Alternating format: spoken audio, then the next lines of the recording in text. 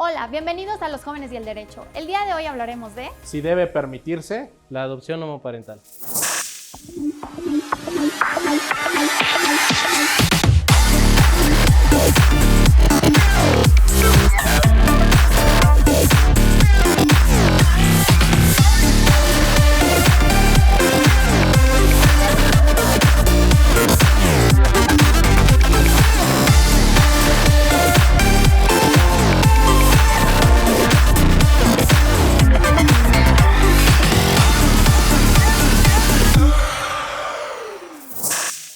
Muy buenas tardes, amigos ibarristas. Sean todas y todos bienvenidos a una nueva edición de nuestro programa Los Jóvenes y el Derecho. Un espacio en donde debatiremos temas de trascendencia y coyuntura jurídica cuyas posturas a favor y en contra serán confrontadas, desarrolladas y analizadas por brillantes jóvenes abogadas y abogados.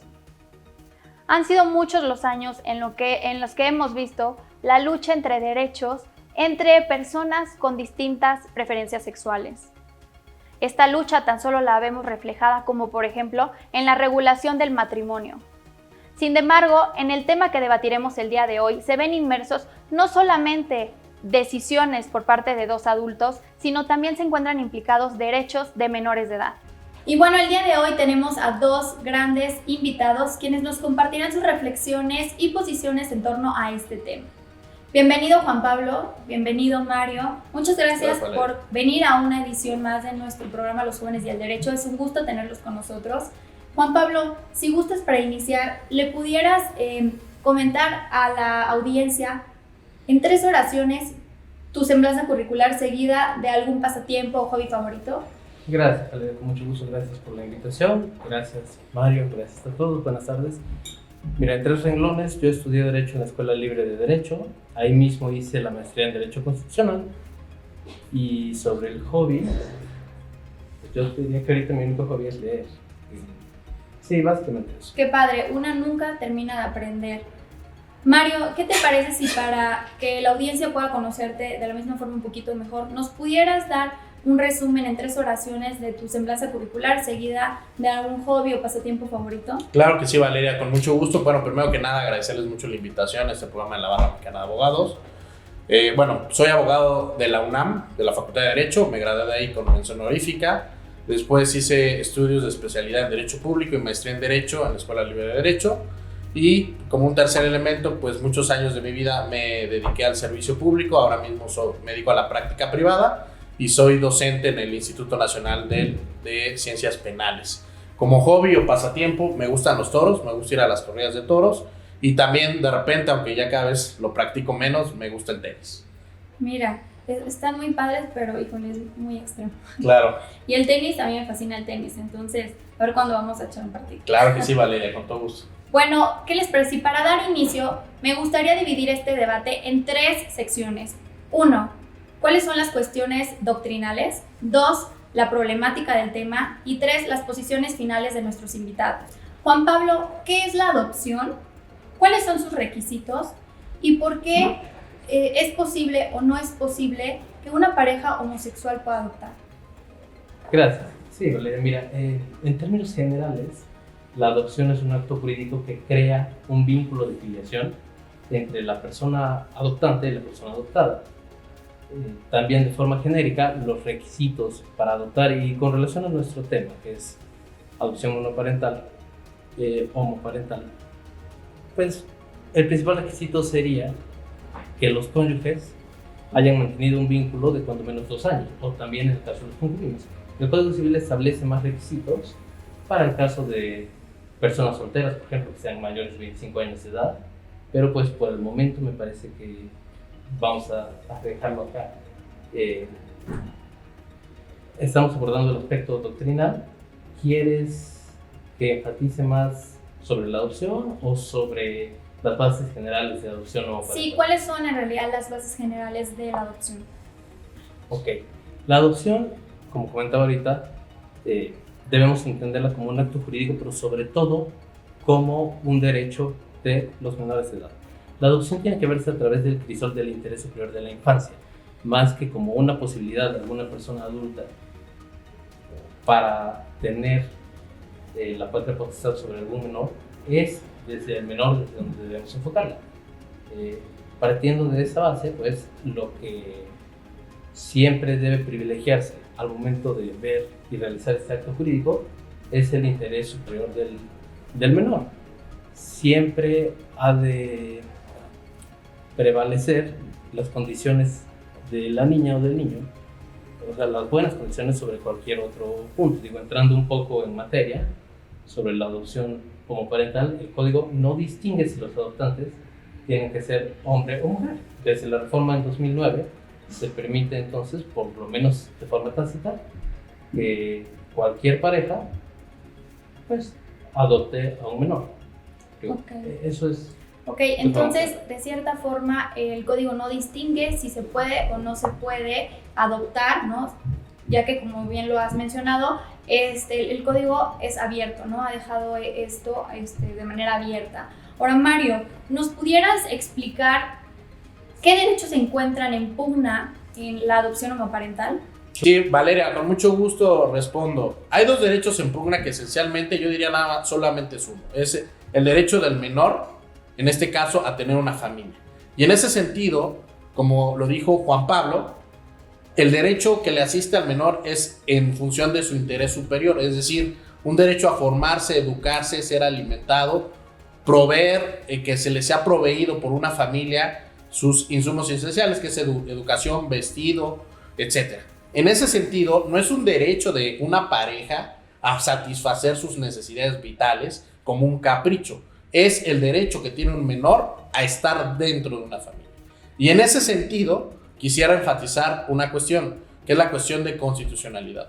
Los actos del Estado civil, como lo son el matrimonio y la adopción, por lo tanto, son estados del orden local, es decir, son actos jurídicos que están regulados por las entidades federativas. Al día de hoy, y de manera previa, han existido recursos de inconstitucionalidad que diversos estados han promovido ante la Suprema Corte de Justicia de la Nación para definir en dónde inicia y en dónde termina esta definición de la adopción para efectos de constitucionalidad. En mi opinión, definitivamente la federación, salvo por lo que dispone el Código Civil Federal, no tendría por qué tener competencia en regular ningún acto, y ni tampoco, si me atrevería a decirlo, ni tampoco la Suprema Corte de Justicia en razón de la competencia legislativa originaria que tienen los estados para regular la adopción.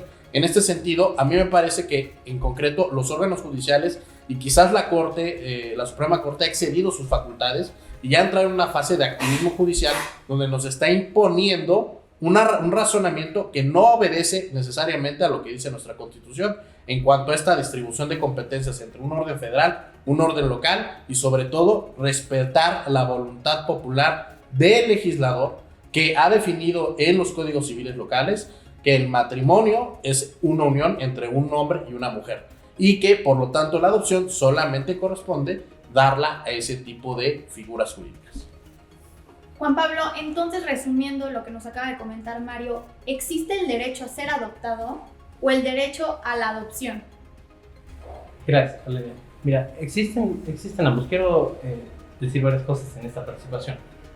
Contestando este tema primero, como coincidí con Mario desde el principio, el punto es observar este derecho desde la perspectiva del menor, o sea, de la persona que está siendo adoptada, porque es sobre su interés, sobre lo que hay que ver. Ahora, si existe un derecho a adoptar, también. ¿Por qué? Porque existe el derecho a formar una familia. Entonces, tiene esas dos perspectivas y también desde esas dos puede discriminarse en contra, como vamos a llegar más adelante. Pero respondiendo al tema que señalas, Mario, de los fueros, estoy de acuerdo. Ciertamente, la materia civil pues, es de competencia estatal. Digo, eso no está en duda. Pero la materia de la protección de los derechos humanos y los derechos humanos en sí no tiene fuero. Es decir, no porque un Estado regule alguna figura de alguna forma y otro de otra, esto escapa a un análisis de regularidad constitucional por parte de los tribunales federales. En ese sentido, pues, siguiendo estos argumentos de tipo formal, digamos así, o de la ley, pues es claro que la Constitución prohíbe, en el último párrafo del artículo 1, toda discriminación por razón de preferencia sexual. Entonces, si las legislaciones, sea la legislación federal, sea una ley federal general, yo sé que no es el caso, pero, o estatal, como si es acá, con independencia del fuero, la ley debe acoplarse al parámetro de regularidad. No me parece que si la Constitución es expresa en el punto de prohibir la discriminación por razón de preferencia sexual, podamos alegar en contra de eso un argumento por razón del fuero. Entonces, Mario, ¿considerarías que es discriminatorio el hecho de que a las parejas homosexuales no se les permita adoptar? No, en absoluto, y ahí sí difiero totalmente con Juan Pablo.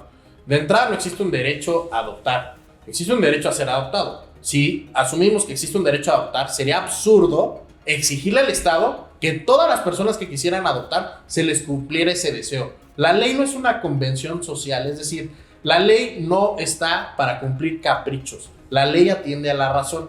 Y aquí voy a ir a una definición clásica de lo que es la ley. La ley es la ordenación de la razón dirigida hacia el bien común. Y esa razón nos dice que el matrimonio, y no lo digo yo, lo dice Roma, lo dice el derecho romano, lo dicen todos los grandes juristas de todos los tiempos. El matrimonio es la unión entre un hombre y una mujer. Es una institución racional. ¿Qué es lo irracional? Querer meter algo a la fuerza en algo que no está dentro de un concepto de matrimonio. Y por lo tanto, no existe jamás, y ningún jurista lo ha reconocido, el derecho a ser adoptado. Ahora, a adoptar, mejor dicho. Ahora bien, con respecto al tema de la discriminación, artículo 1 de la Constitución. Las instituciones per se no discriminan. ¿Quiénes sí discriminamos? Las personas. Ahora bien, una institución per se no puede ser considerada discriminatoria porque una institución marca unos límites. Es decir, es como si quisiéramos pasar de un régimen de una asociación civil a uno de una sociedad civil. Son cosas distintas. De igual manera, el matrimonio y el concubinato son cosas distintas. Una pareja homosexual es una pareja de hecho. Tienen plena libertad sexual para ejercer sus actos como mejor les plazca. Pero en relación con el matrimonio, que es una institución jurídica ya definida desde mucho tiempo atrás, no puede haber un cambio. ¿Y por qué no puede haber un cambio? Simplemente porque no atiende a los fines esenciales. Y aquí quisiera hacer un argumento muy importante, Valeria. Las instituciones jurídicas tienen una razón detrás de su existencia. El matrimonio como institución jurídica precisamente fue creado o fue descrito, mejor dicho, por el ordenamiento jurídico para proteger a un menor que estaba sujeto a una patria potestad, ¿de acuerdo? Ahora, lo natural para un matrimonio es la procreación, por excepción es la no procreación, pero lo esencial del matrimonio es la procreación. Por lo tanto, y aquí sí quiero ser muy enfático, y va a sonar muy duro, pero una pareja homosexual no puede procrear per se, no lo puede hacer. La fecundación in vitro no es su procreación. Cualquier otro tipo de instrumento, técnica médica que se utilice, no es procreación. Entonces, si queremos pervertir las instituciones jurídicas cumpliendo caprichos personales, vamos a empezar a crear, como está haciendo nuestro ordenamiento jurídico, pasando esa metamorfosis, creando instituciones al placer de cada una de las personas. Y llegaremos al absurdo, y con esto concluyo esta intervención, de las famosas identidades de género. Entonces, yo diría, bueno, vamos a crear una figura jurídica por cada identidad de género. Por supuesto no estoy de acuerdo con eso, pero al absurdo de que ahora los no binarios, la gente non gender conformity, tendremos que crear una institución para cada una de estas supuestas identidades de género. Pues obviamente es un absurdo absoluto, Valeria. Juan Pablo, ¿qué opinas al respecto de lo que nos acaba de comentar Mario? Porque si bien sabemos, no todo límite a un derecho es sinónimo de vulneración. Sí, mira, son varias cosas interesantes las que menciona Mario. Primero quisiera hacer referencia a que esta tarde, como lo hemos visto, está lloviendo, ¿no? O sea, ahorita pues justamente se complicó la llegada al programa porque estaba lloviendo. O sea, la lluvia es un hecho bruto, la lluvia pasa, o sea, la lluvia es. Pero comenzaste tu intervención señalando que la ley no es una convención social, sino que se basa en la racionalidad. Puedo estar de acuerdo con lo segundo, pero la ley, si no es una convención social, ¿qué cosa es? Es decir, la ley no surge como la lluvia, la ley tiene que ser creada a través de un proceso marcado por la propia ley. O sea, no hay forma de que la ley no sea un invento humano, sino de que sea un hecho natural. Y ese es el segundo argumento que retomas casi al final de tu intervención lo de lo natural, pero bueno, también hace referencia a que el matrimonio es una institución entre hombre y mujer que ha sido así desde Roma, y el derecho romano ya lo contemplaba con el fin de la procreación, ciertamente. O sea, el matrimonio existe desde hace milenios, y hay quien dice que el matrimonio es una cuestión prejurídica, natural, pero el argumento de lo natural se me hace falaz. En el derecho romano también existía la esclavitud, y en el propio matrimonio regulado en el derecho romano, uno de los contrayentes no tenía los mismos derechos que el otro. ¿Por qué no sigue así si es algo natural? ¿O por qué, si existe desde Roma, no se ha mantenido así?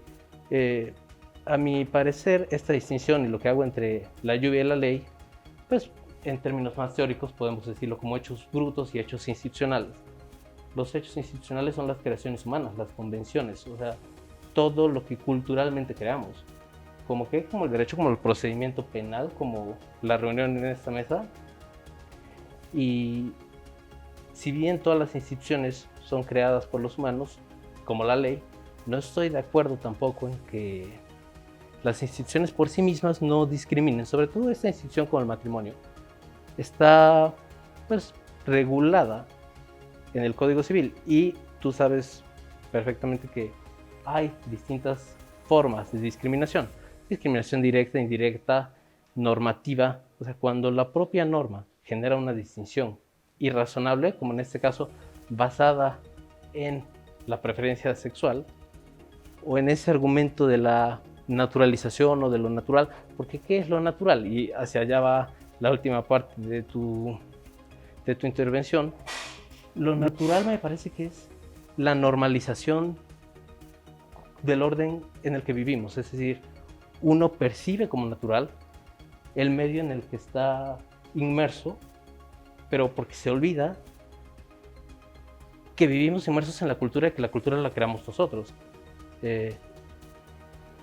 Ciertamente, dije ahorita, la lluvia existe, la lluvia es natural, pues sí, pero las instituciones humanas no pueden tener esa característica.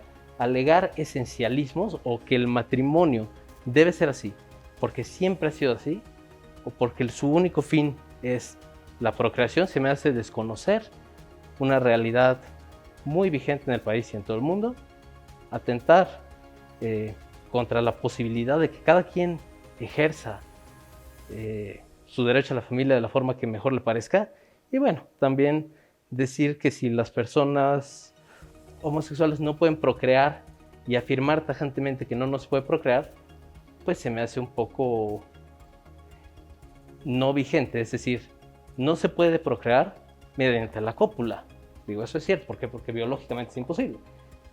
Pero hay más formas de procrear. Hay reproducción asistida, maternidad subrogada, o sea, hay otras formas propias de nuestra modernidad que no se limitan a la forma tradicional de procreación. Y en ese sentido, ¿por qué no reconocer que la posibilidad de una institución de que cambie o no para ajustarse o no a la realidad y a los derechos depende de cómo la queramos regular? ¿Por qué decir que es algo natural e inherente y que no va a cambiar nunca porque siempre ha sido así? Como, pues, finalmente, como insisto, en Roma había cosas que ahorita pues sería aberrante mantener. Mario, retomando la postura de Juan Pablo y ligándolo con la introducción del tema, si hay muchos niños en situación de desamparo dentro o viviendo en instituciones públicas, y también hay parejas homoparentales que tienen el interés de adoptar, ¿por qué no permitirlo? Hay un alegato muy poderoso que se ha nombrado en la mesa, no se ha nombrado en la mesa, pero hay que decirlo, que es la dignidad humana. La adopción atiende a la dignidad humana, y en este sentido yo le preguntaría a Juan Pablo y en general a la audiencia que nos está viendo el día de hoy, ¿qué sería más digno? ¿Que el niño o niña o adolescente sea adoptado por un hombre y mujer, un matrimonio, o por una pareja homosexual? Ahí podrían variar sus respuestas. Pero lo cierto y la realidad es que al día de hoy existe el bullying. Y un niño que es adoptado por una pareja del mismo sexo va a sufrir bullying, va a padecer bullying. ¿Por qué? Porque al final del día no es lo normal, no es lo que ordinariamente sucede con tener un padre y una madre. Ahora bien, hay otro argumento también que me gustaría mencionar en este momento. J.K. Chesterton, un escritor inglés, decía lo siguiente: en el futuro, él escribía a inicios del siglo XX, en el futuro va a ser necesario desenvainar una espada para demostrar que el pasto es verde. Y al día de hoy vemos este tema con el matrimonio. ¿Por qué? Porque, Juan Pablo, por favor, seamos razonables, como tú lo dices. Un hombre tiene unos órganos genitales, una mujer también los tiene. Por supuesto que el matrimonio es una institución natural y por supuesto que el sexo no es una construcción cultural. El sexo no es una construcción cultural, amigos. El sexo es una cosa natural. ¿Por qué? Porque el hombre nace con unos órganos genitales, la mujer nace con otros órganos genitales y claramente tienen una diferenciada carácter tanto psíquico como biológico. Y esto, de nueva cuenta, no lo digo yo, ya lo describió Freud o Carl Gustav Jung. Claramente hay una clara personalidad que se desprende, un carácter moral, espiritual, etcétera, que se desprende de ser hombre y de ser mujer. Luego entonces, por supuesto que corresponde a la naturaleza. Otra cosa muy distinta es que cada quien decide ejercer su sexualidad como quisiera. Esa es otra cosa. Pero estamos hablando del terreno de lo antirracional. A mí no me gusta usar mucho la palabra natural porque precisamente llegan estas discusiones bizantinas, sino lo racional. Lo racional es que el hombre nace cuando está en una incubadora con un órgano genital y la mujer nace con otros, punto. Eso está a ojos vistas, es decir, es algo empírico que podemos demostrar viendo las cosas, ¿de acuerdo? ¿En qué momento llega el hombre o la mujer a tomar otra decisión respecto de su sexualidad? Con la libertad humana.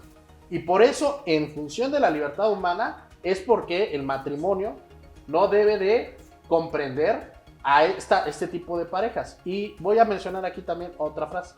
Seguramente ustedes conocen a Stefano Dolce y a Domenico Gabbana, dos diseñadores de moda muy conocidos que crearon la marca Dolce & Gabbana.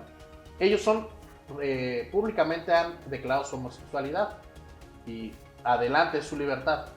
Pero ¿qué es lo que dicen ellos al respecto? Y vamos a tenerlos como referentes culturales.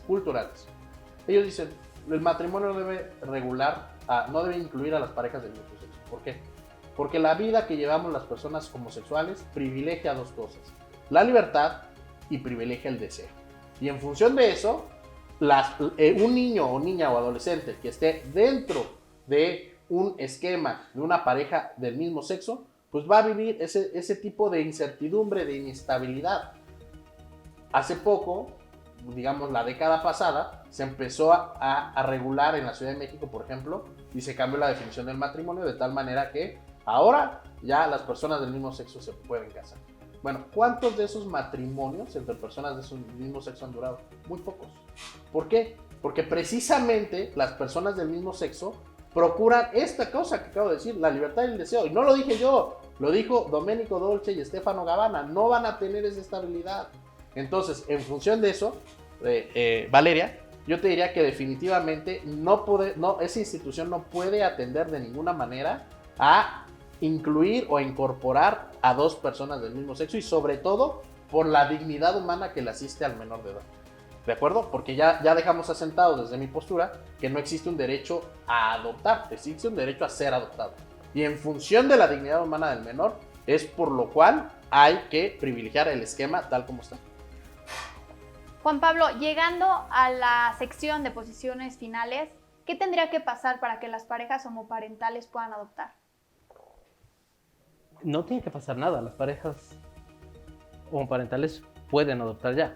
Más bien, me parece que la pregunta es, ¿qué tiene que pasar para que el tema se aborde sin falacias y sin estereotipos?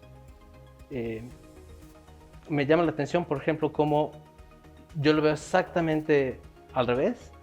Para mí, precisamente por la dignidad humana, tanto del menor como de los padres, es que se debe permitir, no se debe permitir, que se debe ejercer la adopción homoparental. Es decir, no hay razón y el bullying, bueno, ahorita regreso a eso, no puede ser justificación para considerar que unos padres o unas madres que pretenden adoptar a una niña o a un niño no puedan darle el mismo estándar de vida que cualquier otra familia que lo adopte, sea de tipo tradicional o no. De hecho, en México creo que solamente la mitad de las familias son de tipo tradicional en el más estricto sentido de padre, madre, y hermanos. Pero bueno, contestando los argumentos, me llama la atención el del bullying, porque ciertamente dices, no es lo normal. Puede no ser lo normal entendido como no es lo que cotidianamente ocurre, ¿no? Que ciertamente en una población escolar, tal vez la minoría de los alumnos, una muy, muy pequeña minoría, pueda ser producto de adopción homoparental. ¿Y van a sufrir bullying? Es probable, pero tampoco es algo seguro o tajante y no puede ser esa la razón para prohibirle al niño o a la niña disfrutar de una familia que puede ofrecerle todo. No comparto tampoco el argumento de autoridad con Domenico Dolce y con Stefano Gabbana. ¿Por qué? Ciertamente pueden ser homosexuales, pero estás haciendo o partiendo de dos cosas. Uno, de un argumento de autoridad, porque lo dicen ellos, y dos, generalizando que todos los integrantes de la comunidad homosexual van a partir de la libertad y del deseo. O como dijiste, que su vida está basada en la libertad y el deseo. Se me hace esto una generalización muy precipitada porque, pues, supongamos que alguien como cualquier otro puede basar su vida en la libertad y en el deseo, es probable que esa persona no decida adoptar. Parece más razonable considerar que quien sí pretende adoptar y está dispuesto a llevar a cabo todo el trámite es porque va a privilegiar el interés del menor adoptado. Ahora, también me parece que hace falta ver esto de forma distinguiendo más entre sexo y género. Dices tú, yo no es algo que diga, porque es a todas luces visible, es que el hombre es hombre porque tiene genitales masculinos. Y ahí vale la pena preguntarse, o sea, ¿verdaderamente se es hombre por los genitales o por la ropa? Yo soy hombre por el traje que tengo. ¿Por qué soy hombre? O sea, ¿qué es lo que constituye mi masculinidad o la feminidad de alguien? Esa distinción, que es la diferencia sexual biológica, pues es precisamente el género. Podemos llevar el discurso más allá, a que el género pues es un aparato constructor de identidades, pero ya creo que no nos va a dar tiempo. De cualquier manera, considerar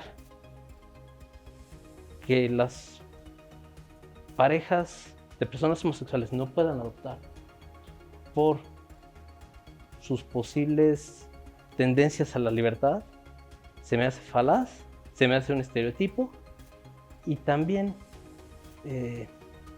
pues no puedo compartir los argumentos de autoridad. Más bien te digo, creo que la forma de maximizar la dignidad es maximizando los derechos, permitiendo a las personas, con independencia de su orientación sexual, adoptar siempre y cuando cumplan, desde luego, los requisitos de ley. Es decir, no por el simple hecho de querer adoptar puedes adoptar. Hay que demostrar administrativa o judicialmente, según se trate, que se cumplen con todos los requisitos para poder darle una vida adecuada al menor. Mario, ¿cuáles son tus posiciones finales? ¿Algún comentario final respecto de tu posición? Sí, claro. Bueno, primero que nada, agradecerte, Valeria, de nueva cuenta, de la Barra Mexicana de Abogados, el hecho de que nos hayan invitado para participar en este diálogo de ideas. Y bueno, yo resumiría mi posición en tres cosas. La primera es el matrimonio y la adopción, porque son dos cosas que van vinculadas. Entre personas del mismo sexo no debe ser permitida, primero, por un argumento democrático. Y este argumento democrático gira en torno a que los actos del Estado civil son materia exclusiva de las entidades federativas. Por lo tanto, si los promotores del matrimonio y de la adopción entre personas del mismo sexo quisieran cambiar el derecho positivo vigente, gánenlo en las urnas, no lo ganen a través del activismo judicial. La Suprema Corte de Justicia de la Nación al día de hoy se ha convertido en un órgano ideologizado que imparte una doctrina e impone una ideología, y por lo tanto se aleja de lo que dice estrictamente la Constitución. Entonces yo invitaría a todos aquellos promotores del matrimonio y la adopción entre personas del mismo sexo, gánenlo en las urnas. ¿Por qué siempre se van a hacer litigio estratégico a la Suprema Corte? Porque saben que ahí tienen controlado el asunto. Pero a la gente mayoritariamente no está a favor ni del matrimonio ni de la adopción entre personas del mismo sexo. Por lo tanto, eso se trata de una ideología. Segundo argumento que te daría, Valeria, para reforzar mi posición. Además del argumento democrático, te quisiera decir un argumento en favor de la libertad. El Estado, ¿por qué tiene que validar el modo y el estilo de vida de alguien? Es decir, si dos personas homosexuales quieren unirse y quieren vivir su vida como les plazca, ¿por qué tienen que ir con el Estado a alzar la mano a decir, yo quiero que el Estado regule jurídicamente mi convivencia conmigo y con mi pareja? En absoluto, el Estado no tiene derecho a meterse en el hecho matrimonial. Y aquí estoy haciendo referencia a una famosa frase de la jurisprudencia norteamericana que dice que el Estado no se debe meter a regular lo que sucede en la cama. Y coincido absolutamente. Por lo tanto, los personas homosexuales no tendrán que venirle a decir al Estado, oye, regálame una adopción, oye, valídame mi matrimonio. No, por supuesto que no. Y por último, Valeria, ya para concluir, reforzar esta idea de lo siguiente. Aquí lo importante es que el niño, la niña o el adolescente vivan en un entorno seguro, confiable, que los haga sentirse personas líderes y sobre todo, además de líderes, que eso es muy importante, que sean personas funcionales para la sociedad. Definitivamente al día de hoy, la evidencia científica que existe, sobre todo en el orden psiquiátrico, demuestra claramente cómo personas del mismo sexo que adoptan a niños, evidentemente pueden sufrir desórdenes psicológicos si sucede esta situación de hecho. Entonces, diría yo en un sentido muy amplio, ¿para qué cambiar algo que funciona y funciona muy bien? Oye, es que el matrimonio tiene efectos, es que existe infidelidad, violencia, bueno, esas son otras cosas. Pero lo cierto es que un niño, niña o adolescente le asiste el derecho a ser educado y formado por un padre y una madre. Si ya después de los 18 años ese niño, niña o adolescente decide ejercer su sexualidad como quiera, adelante, total libertad, faltaba más. Pero hasta los 18 años, porque ese es el régimen jurídico que la sociedad se ha dado, no ahorita, sino de siglos atrás, es lo óptimo para un niño, niña o adolescente. ¿Vale? Muchísimas gracias, Mario. Juan Pablo, un último comentario final de manera breve. Gracias, Valeria. Sí, pues yo quisiera hacer énfasis en que los derechos humanos tienen una lógica contramayoritaria. Es decir, no puedo coincidir con el argumento de que para tener derechos vaya a las urnas o que se consulten mis derechos.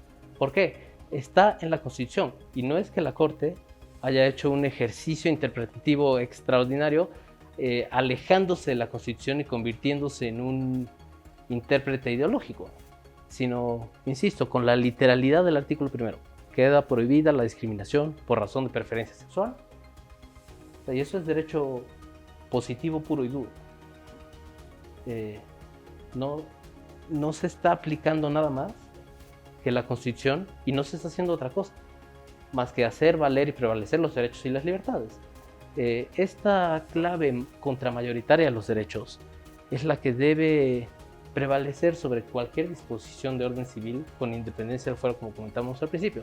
Coincido, ciertamente el Estado no tiene por qué validar la conducta de casi nadie en lo que hace a las libertades personales.